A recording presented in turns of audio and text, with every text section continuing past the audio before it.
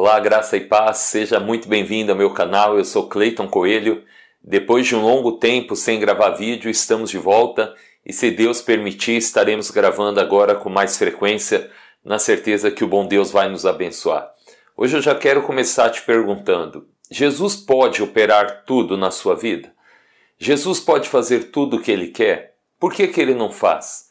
Tem muita gente que ouve falar, Deus é bom, Deus é poderoso, Deus opera milagre, mas por que no seu caso Deus não opera? É sobre isso que nós vamos falar nessa hora, sobre o porquê que Jesus muitas vezes não pode operar os seus milagres. Mas antes de entrarmos no tema, eu já peço que você se inscreva no canal, confira se você ainda está inscrito, deixa aí o seu like, o seu comentário, isso ajuda muito na divulgação do vídeo.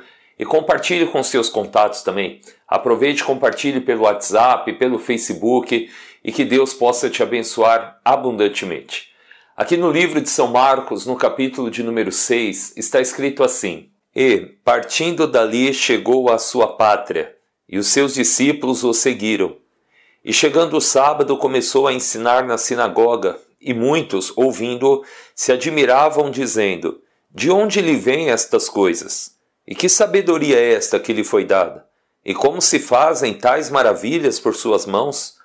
Não é este o carpinteiro, filho de Maria, e irmão de Tiago, e de José, e de Judas, e de Simão?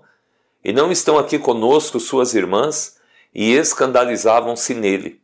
E Jesus lhes dizia: Não há profeta sem honra senão na sua pátria, entre os seus parentes e na sua casa.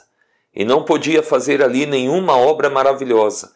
Somente curou alguns poucos enfermos, impondo-lhes as mãos.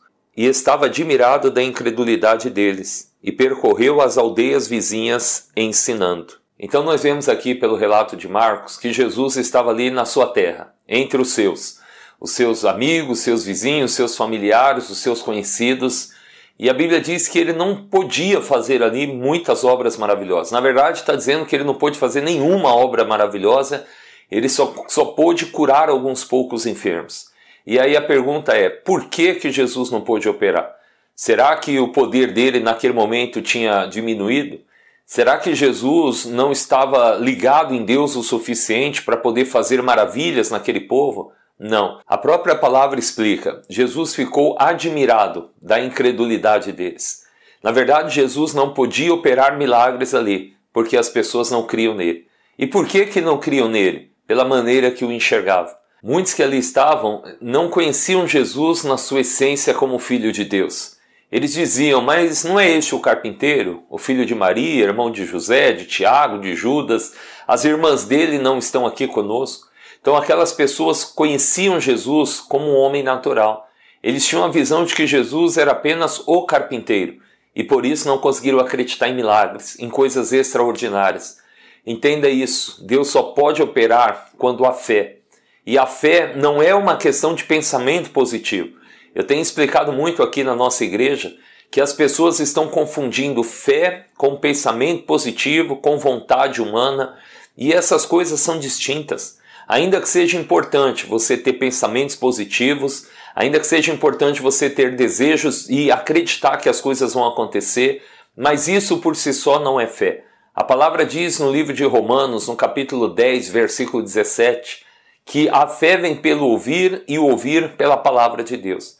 Então, pensamento positivo é uma coisa e fé é outra. Fé é quando eu acredito na palavra de Deus. A fé é quando eu me apoio na palavra. Eu costumo explicar, sempre que alguém disser para você, não, eu tenho muita fé que isso vai dar certo. Pergunta para ela, mas você está tendo fé em qual palavra? Em qual palavra que você está se baseando para ter essa fé? Muitas vezes você vai perceber que não há palavra nenhuma. É apenas uma força de pensamento. É apenas um desejo humano de conquistar. Isso pode dar certo? Pode. Mas para ver maravilhas de Deus, para ver coisas extraordinárias de Deus, pensamento positivo não será o suficiente. Vontade humana, idem, também não será o suficiente. Para quem quer viver obras maravilhosas, para quem quer viver milagres, é preciso ter a fé. E para ter fé, é necessário conhecer a Deus. Não é possível você acreditar na palavra de Deus sem o conhecê-lo. O problema de muitas pessoas é que elas não conhecem a Deus. Elas até ouvem a palavra, mas não conhecem. Aqui no livro de Oséias, no capítulo 6, versículo 3, Está escrito assim: então conheçamos e prossigamos em conhecer ao Senhor. A sua saída como a alva é certa. Ainda uma tradução que diz: a sua saída será como a alva. Então Oséias está dizendo: conheçamos e prossigamos em conhecer ao Senhor. A sua saída será como a alva. A alva é aquele momento que o dia começa a clarear.